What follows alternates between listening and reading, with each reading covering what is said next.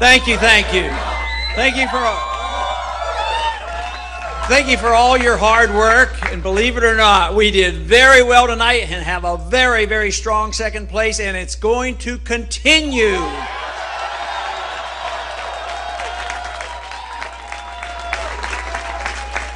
But you know, we've had some good news today. Maybe you have seen, but there was a recent Reuters poll out just today.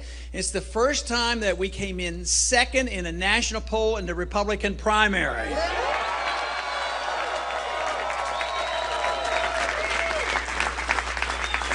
And we do have to remember, you know, the straw vote is one thing, but then there's one other thing called delegates. Yeah!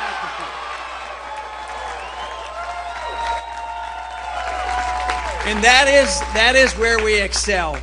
We know what to do about getting delegates. Even in a state that ended up a little confusing, you know, Nevada, I understand that we're going to do very well in Nevada in getting delegates. And of course, tonight I've heard nothing but good stories about all of you staying around and going through the process, understanding the process, and voting and getting delegates. So when the dust settles, I think there's a very good chance that we're going to have the maximum number of delegates coming out of Minnesota.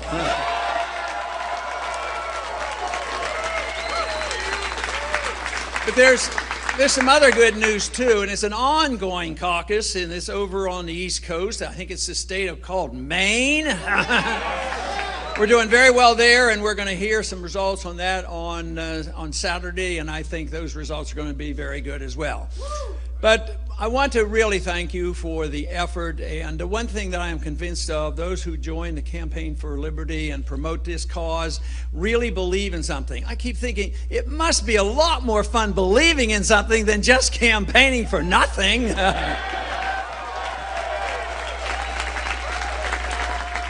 Matter of fact, that's what makes it easygoing, because this is what the effort's been all about.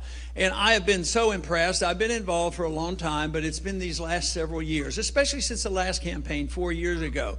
The world has changed dramatically, and our views are not only being accepted, they're being sought after, because for so long, people have said, as long as we're rich and as long as we can borrow money, as long as we can print money, and people will take care of us and we won't have to worry. But guess what happened 4 years ago? All of a sudden, actually, the bankruptcy was declared. And this is the reason why the economy is in bad shape. The world economy is in bad shape.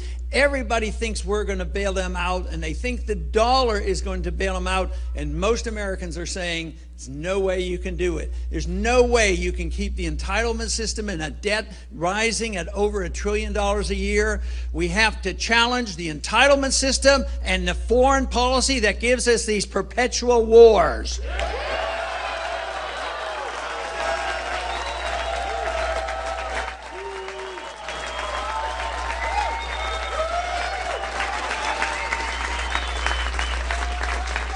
The biggest problem we've had is convincing people who are in office that they're spending too much in Washington.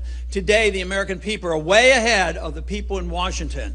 And quite frankly, I think it's important to know that there's only one candidate and only one campaign that offers real cuts. And in the first year of the new presidency, there'll be a $1 trillion cut from the budget.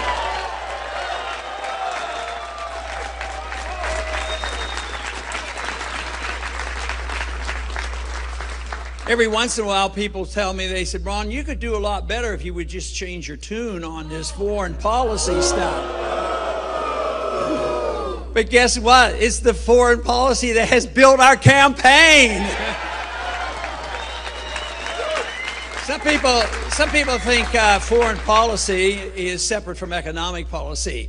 But what usually happens, and it's been known in most recent history, is foreign policy is the economic policy. Fortunately, we never had to fight the Soviets. Of course, I was very much aware of the fight with the Soviets in the Cold War, having been in the military in the 60s. But lo and behold, the Soviets self-destructed because they expanded themselves too far around the world and they went bankrupt. And fortunately, we didn't have to fight them. And we, unfortunately, are facing the same problem. We have extended ourselves too far around the world. We've gotten involved in these wars that are unconstitutional. They've never been declared. We don't know why we're there. We don't know when they're over. So the most important thing a new president could do is bring our troops home.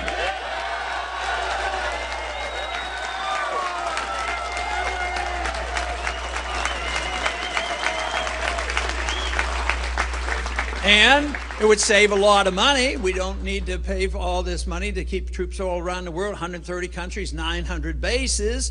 But also, just think, bringing all the troops home rather rapidly, they would be spending their money here at home and not in Germany and Japan and South Korea. Good, tremendous boost to the economy.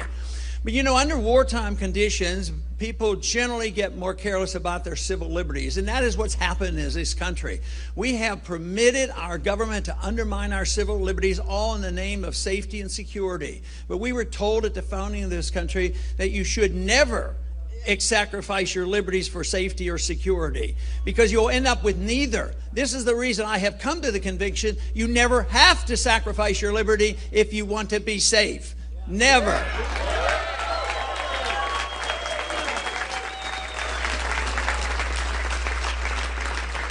But we now are living in an age where civil liberties are poorly protected. We have a Patriot Act that has canceled out the Fourth Amendment.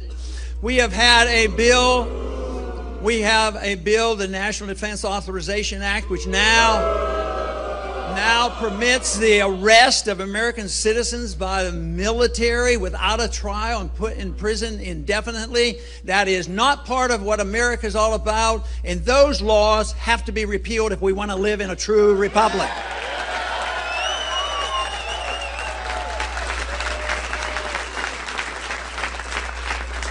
Our government is too big. The bigger a government gets, the smaller our liberties become. Government is way too big, and that is why we're losing our liberties. We're losing our economic liberties as well as our personal liberties. So therefore, what we must do is cut back. Now, why? How did we get into this trouble? Yes, there's always an appetite for big government. There's always this temptation of getting something for free. And there's always the motivation, well, we'll help the poor people. The trouble is once you endorse the principle of the redistribution of wealth, even though pretend it's going to help the poor, guess what? The redistribution gets handed off to the rich, and they're the ones who benefit. They're the ones who become wealthy, and when they get into trouble, guess who gets the bailouts? The wealthy, the Wall Streeters and the bankers. This is the reason there should be no bailouts at all.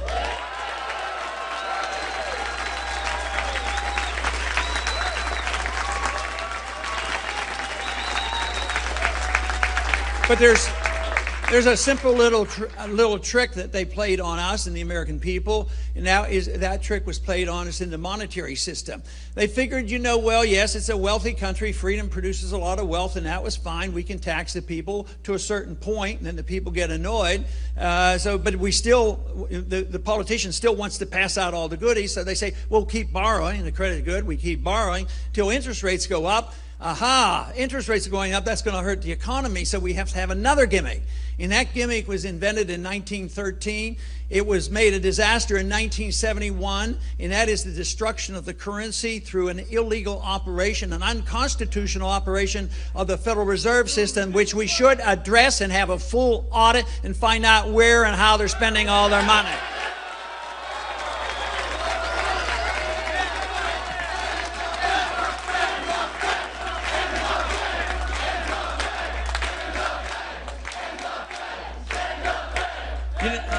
You know, we get into so much trouble because the Constitution has been ignored, whether it's going to war or the Constitution still says that only gold and silver can be legal tender. So I would say that it would be very proper to send only people to Washington, and those who are there hold their feet to the fire, that we want people to obey the law of the land, which is the Constitution, and you can't print money, you can't go to war without a declaration, and you can't undermine our privacy any longer.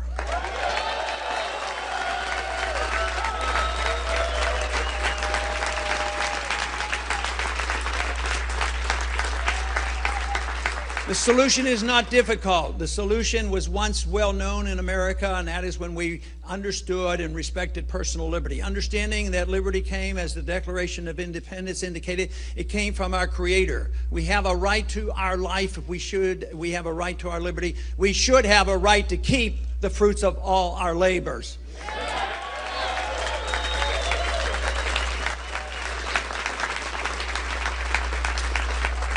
But we have undermined that productive system by having too much government, too much spending, too much borrowing, too much printing press of money, and too many regulations. So the reversal is to obey the Constitution and get the government out of the way. And people say, oh, then there'll be no regulations. No, the regulations would be tougher because the people who are supposed to go bankrupt would go bankrupt and they wouldn't get bailed out.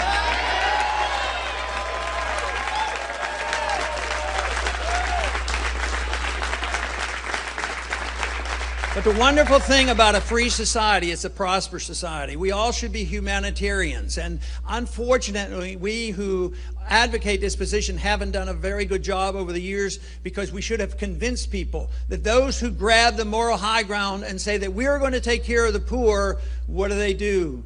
Welfareism and inflationism and socialism, they produce the poor. It's only freedom that produces the prosperity. It gives us the broadest distribution of wealth. It gives us the biggest middle class and the wealthiest of middle class.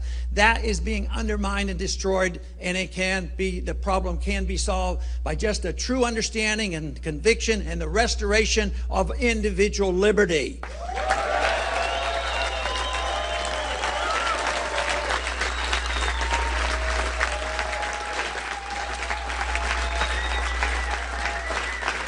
The wonderful thing about the principles of liberty is it brings people together, because everybody won't use their liberty in the same way. But if you understand that, you will tolerate other people and how they spend their money and how they run their lives and what they do, as long as they don't hurt people. So for this reason, people of diversity would come together because they don't want to lose their liberty. They respect other people's liberty as well. This is why the solution is not that difficult. We've had this experimentation. We had the greatest success, and we lost our faith and confidence, and that's what we need restored. We have to truly understand this. And it isn't going back to the old days. We don't have to go back to an old gold standard or back to those principles. We need to go back and pick up the pieces and advance it and modernize this. We need an advancement of the cause of liberty and the understanding of liberty. This is the only solution. If our goal be peace and prosperity, it is the only way you can achieve peace and prosperity. That should be our goal. It shouldn't be the goal of governments and mischief makers to run your life, to police what you do, to police other people around the world, nor to tell you how to run your economy and spend your money. It's the cause of liberty that we must restore, and we are well on our way, and we're going to keep this momentum. And thank you very much. Thank you.